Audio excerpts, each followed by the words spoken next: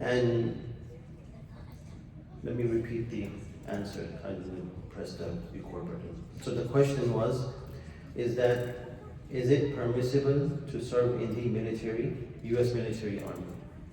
So as I said, is that any department that is ensuring the safety of the citizen, there is a principle. Any department, whether it's a police department, whether it's a homeland, whether it's whatever, their focus and their intention is to ensure the safety of the people. So now, if a person serves as an officer with honesty and justice, without violating the Islamic Sharia, without violating the laws of the country, then it is totally permissible, no problem. But however, if they abuse their position and violate the rights of the Sharia, violate the rights of the country, then of course we can understand that it is not going to be permissible to do. Even you're in a Muslim country and you violate these things, how can it be permissible? So this is the answer. Have this, and I believe this principle is not only about this. Even for an imam, if I, as an imam, violate the laws of the Sharia, or I'm doing some kind of discrimination towards the people, that it is not, I don't have the right to be here. So you can have this principle in any department. You can use that principle. Right? All right. Assalamu alaikum, Imam wa alaikum salam. I am looking for a job right now and I had an offer in insurance company. So is it permissible for a Muslim to work in an insurance company? Now, brother or sister, if you are in desperate need of a job,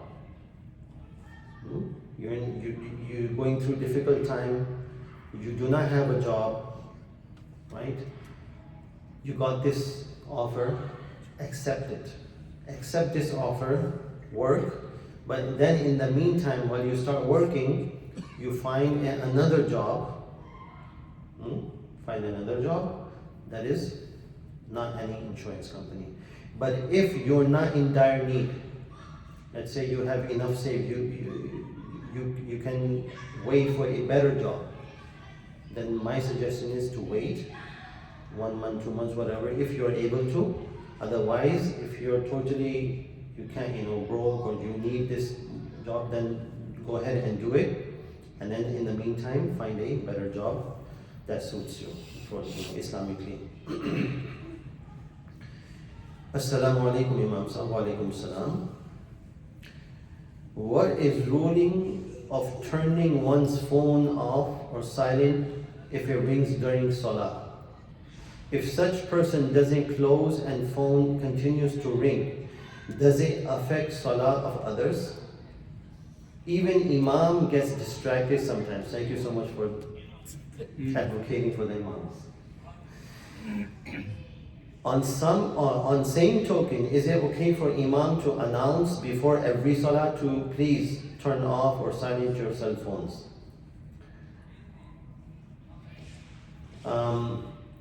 We need to understand, and I mentioned this in the previous Jummah. That was the gist of my topic. What was it? A Muslim should always be considerate towards others. When a Muslim comes to the masjid or any gathering, especially we're talking about the masjid, should be free from all distractions from your own self and to distract others, should be free from it. So this also comes in. I talked about something else, but this is also distraction. So alhamdulillah, our masjid, alhamdulillah, it's very rare this happens. Alhamdulillah, we got very better. But yes, it happens. So sometimes what happens, I know that a brother or a sister doesn't come in with this intentionally, right? So sometimes we forget, we're human beings.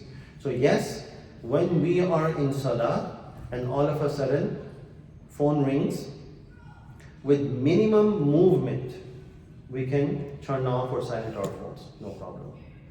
The minimum. We all know which pocket it is in. We just, whether it's right or left, so we can just put our hand inside. We know where the button is, all that, and we can do that, no problem. Okay? It is permissible to do it with a minimum movement in salah. Number one. Number two, as the brother or sister says, is that the Imam should announce or not. It is not the responsibility of the Imam in all ways, in every salah that Imam announces. Yes, sometimes it is his discretion, he announces it, sometimes he doesn't, but it doesn't mean that it is Imam's fault or something, Even the Imam announces, but still, it goes on. So, right? So, inshallah, we should always just make a habit of it. Before coming into the masjid, we turn off or silent our phones. Assalamu alaikum wa alaikum salam. Irda. To name a child irda, is it okay? Look, irda is an Arabic word. It means to satisfy. Razi karna, khush karna. This is what I know, razi. To satisfy, to make someone happy, right? According to the meaning, it is permissible to keep this name, but the best thing is to name your children, boy or girl, from the names of the Sahaba or the Prophets.